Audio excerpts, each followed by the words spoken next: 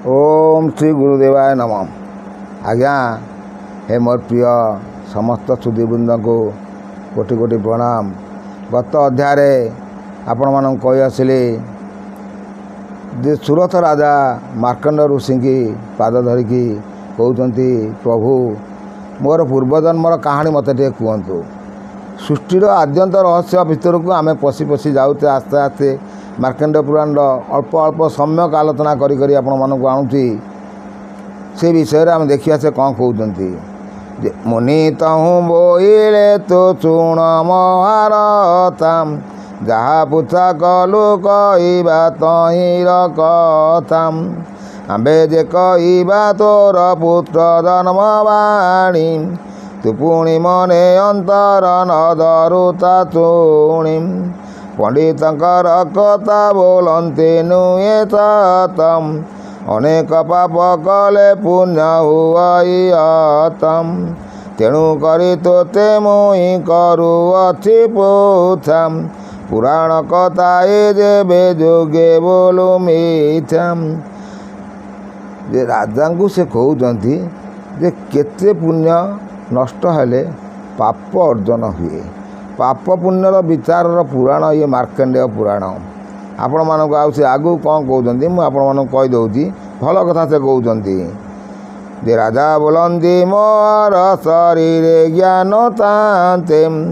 ईश्वर वतन मिथ्या करी के मते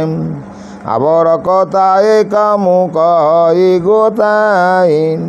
न बुझिले पृथ्वी कहब तो या तऊ अन्न देवे धरिबी अंतरम बहु पाप पाइबी सुकृत दीव मोरम ये मोर सत्य सत्य त्रिवार कलि सत्यम कह महामुनि मोर पूर्व पराकृतम। से मुनि की शपथ करी कहते मु किछि मनरे भाविबिनी प्रभु मते मोर पूर्वजन्मर कहानी किछि कहतु। सुरथ राजार पूर्वजन्मर कहानी आम देखा जा से कौन कहते राजा को से कौन कहते ए मुनि बोइले हे राजा शुण एक तीते अनेक कालर कथा सत्य जुग अंते शिव पुराण रे जे शुणिति बाणी श्रवणे सुरंते तरंती भवु प्राणी ये अनेक जन्मर पाप हुई दंतनम से कथा एक मने शुण हे राजनम। से कहते राजा को जे मु जो विषय ते कहवाई जाऊँगी ये कथा जो शिव पुराण तेणु ते कथा आदि शुणव कर्णरे शुणव ताले शरीर समस्त पाप दूरभूत हम भल कथा कहते ये सत्य जुगे मकर तु कलटयोदथि से दिन कैलास भुवने विजे काथि पदगामी ओइन कटार गेनी करे स्नान निमंते ते पथिले गंगा नीरे मुकुतावती बोले कई घट गोटी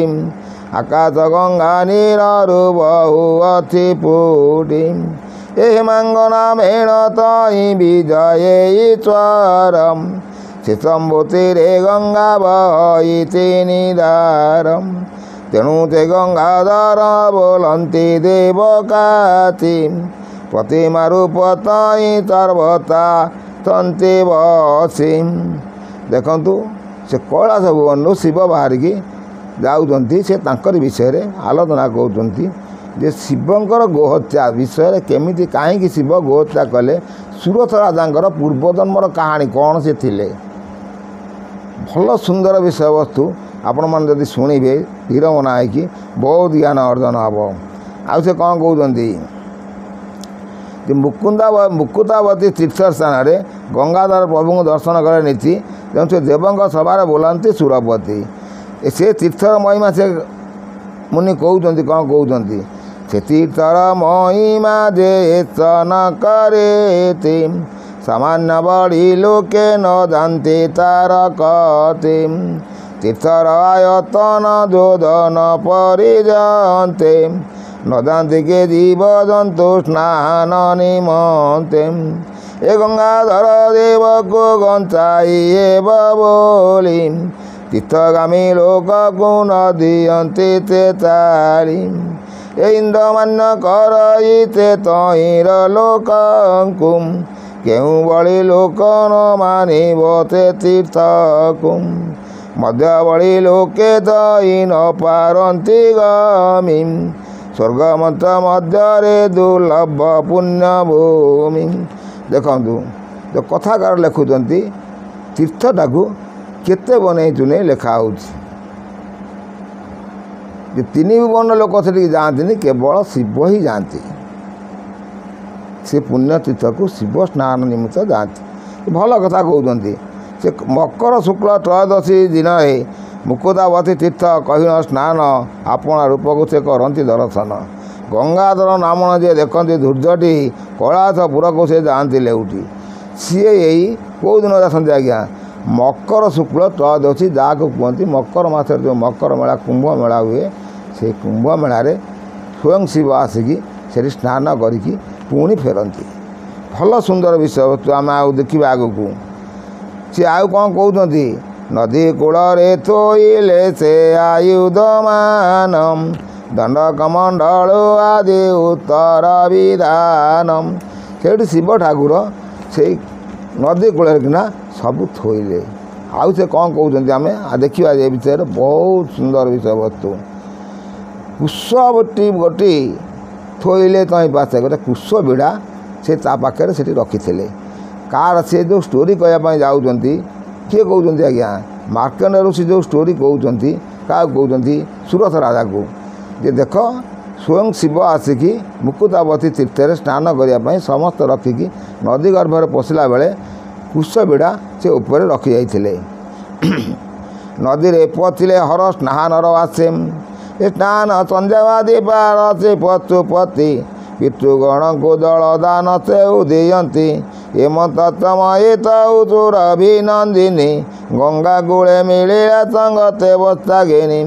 गोमात नातुणी चेउ नाम ता कपिलाम संगरे बस्ता गोटिए अथई बहुलाम नदी कूलरे चेउ करन्ते माए झियम कोमल वृक्ष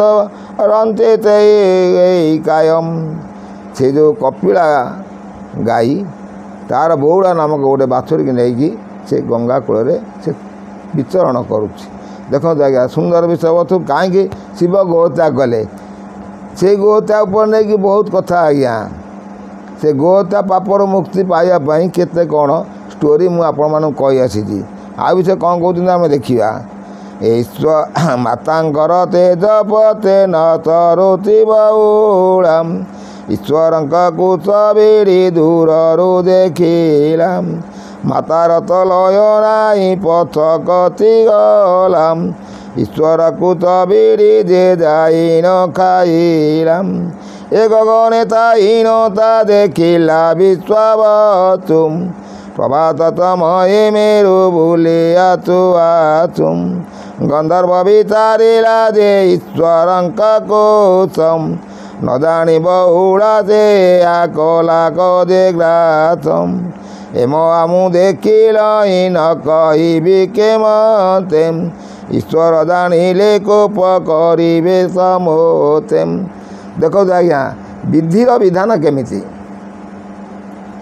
बौड़ा खाऊती कुश बिड़ा किंतु आकाश मार्ग जाऊँगी विश्वावसु गंधर्व सी चिंता करुँच मु महादेव को एक कथा न कहे ताले महादेव मत जानिले कोप करेंगे ये आज्ञा देखु से निजको निजे केमी सी तो खाऊला तोर कौन हो तू तो तोर आकाश जा तू चली जीवु तू कहीं चिंता कर मुझे महादेव न कवि महादेव मत कोप करेंगे तेणु कार आहार पहाड़ देवाटा बहुत असमीचीन पाप तेणु देख से पापर से केमी नर रूप को आसुँच से विश्वावसु से ये कथा से पूर्वजन्मर कहानी से मार्कंड ऋषि की पचार मार्कंड ऋषि पूर्वजन्मर कहानी पुनरावृत्ति करके आणुंट आउ से कौन कहते भल कथा से कहते भल कथा से कहते कौन कहते ईश्वर द्रव्यनाथ होइब केमतम ହେମନ୍ତ ବିତାରୁତେ ଗନ୍ଧର୍ବ ଡାକିଲେ ଚୂନରେ ଅବଧାନ ତୁଳପତି ନଦୀ କୂଳରେ ଥୋଇ ନଥିଲ ଯେଉଁ କୁସମ କପିଳାନନ୍ଦନୀ ଯେ କଲା ତାହା ଗ୍ରାସମ ସ୍ୱଭାବେ ଗୋରୁ ଜାତି ବାଳୁତ ବୁଦ୍ଧି ନଷ୍ଟମ ନ ଜାଣି ତୁମ୍ବ ଡବ୍ୟତେ କଲା କଉଥିଷ୍ଟମ ତେଣୁ କରି କୂଳକୁ ଚାହିଁଲେ ବିଶ୍ୱବସମ ଦେଖିଲ ଦେବ ଉଡ଼ା ଖାଉ ଅତି କୁସମ କୋପେ ସଦା ଶିବ ଯେ ଦାଇଲେ ଅତି କରମ ଦେଖି ନ ଈଶ୍ୱର ମନେ କୋପ ଗୁରୁତରମ ଏ ହବିନାଶ ନ ଜାନ୍ତେ ତରିରୁ କୋପ ବ୍ୟାପୀ ଭରବରୂପ ଧାରଣ କଲେ ବିଶ୍ୱରୂପୀ। ଦେଖନ୍ତୁ ସିଏ ଯେତେବେଳେ ଶିବଙ୍କୁ ଏ କଥା କହିଦେଲେ ଶିବଙ୍କର କୋପମୂର୍ତ୍ତି ଆସିଗଲା। ସିଏ ବହୁତ କୋପମୂର୍ତ୍ତି ହେଇକି ଆସି କ'ଣ କଲେ ଯେ ଗୋବର୍ଥକୁ ଚାହିଁ ହର କୋପେ ପରଚଣ୍ଡମ କୁଠାର ଘେନିଣ କାଟିଲେ କତାର ମୁଣ୍ଡମ ଏ କୁଠାର ପ୍ରହାରନ୍ତେ ଚିଡ଼ିଲା ତାଙ୍କ ତୀରମ ତାହା ଦେଖି ଦିଗପାଳ ହେଲେ କାତାରମ ବୋଇଲେ ମହାପାପ ଅର୍ଜିଲେ ବିଶ୍ୱବାସମ ମହାଦେବ ହୋଇତ ଜ୍ଞାନ କଲେ ଧ୍ୱଂସମ। ସବୁ 10 ଦିଗପାଳମାନେ ଦେଖିକି ଏଇଠି ଡରିଗଲେ ଯେ ସ୍ୱୟଂ ରୁଦ୍ର ସ୍ୱୟଂ ଶିବ ସିଏ ପୁଣି ଠାକୁର ସିଏ ପୁଣି ଆଜି ରାଗିକି ଗୋହତ୍ୟା କରିଦେଲେ। କାହିଁକି କଲେ ୟାର କାରଣ ଇଏ ତ ଏ ପୁରାଣରେ ଯାହା କହିବ ମୁଁ ବି ଆପଣମାନଙ୍କୁ ଆର ବହୁତ ଅବଗତ ପୂର୍ବରୁ କହିଛି। ଶିବଙ୍କୁ ଗୋହତ୍ୟା କାହିଁକି କଲେ ତା କାରଣ ବି ମୋର ଏଇ ଚ୍ୟାନେଲ୍ ମାଧ୍ୟମରେ ସବୁ ଆଗରୁ ବି କହି ଆସିଛି। ପୁଣି ତାଙ୍କର ନେକ୍ସଟ ଜନ୍ମାନ୍ତର କଥା ସବୁ ମୁଁ ବି ଆପଣମାନଙ୍କୁ ବୁଝେଇ ଆସିଛି। ରାମାୟଣ ବର୍ଣ୍ଣିତ କଥା ବହୁତ ସୁନ୍ଦର ଜ୍ଞାନ ସବୁ ଆପଣମାନେ ଯଦି ମୋର ଏଇ ଚ୍ୟାନେଲ୍କୁ ଆସି ଶୁଣିବେ ବହୁତ ସୁନ୍ଦର କଥା ହେବ। ତେଣୁ ଶିବ ଏ ଯେଉଁ ଗୋହତ୍ୟା କଲେ ତା ନେକ୍ସଟରେ କ'ଣ ହେବ ମୁଁ ଆପଣମାନଙ୍କୁ ପୁଣି କହିଦେବି। ଏତକ ରହୁଛି ଆଜ୍ଞା। ପୁଣି ନେକ୍ସଟ ଅଧ୍ୟାୟରେ ଦେଖା ହେବା। କୋଟି କୋଟି ନମସ୍କାର।